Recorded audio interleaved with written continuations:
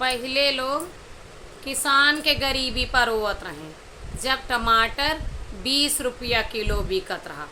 आज आलम का है, जब टमाटर 200 रुपया किलो बिकत है तो लोग अपने गरीबी से रोवत हैं।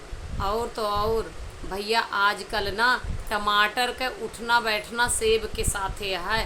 बड़ा आदमी होएगा, बड़ा टमाटर का कोनो गहरा गहरा ना समझा। अपने हियाँ कहा जात रहा ना पहले कि सरा सरा जोलहा प्याज रोटी खाएं।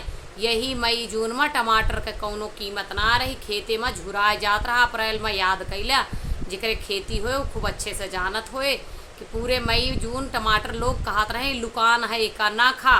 लेकिन अब के औकात याद दिला दिस। यह होत है बड़े लोगन के साथे उठक बैठक संगत, तब सेब के साथे बैठे लाग। और हम कही थी जब पतिदेव ज़्यादा प्यार दिखावे ना तब टमाटर मंगाएला, सारा प्यार खत्म।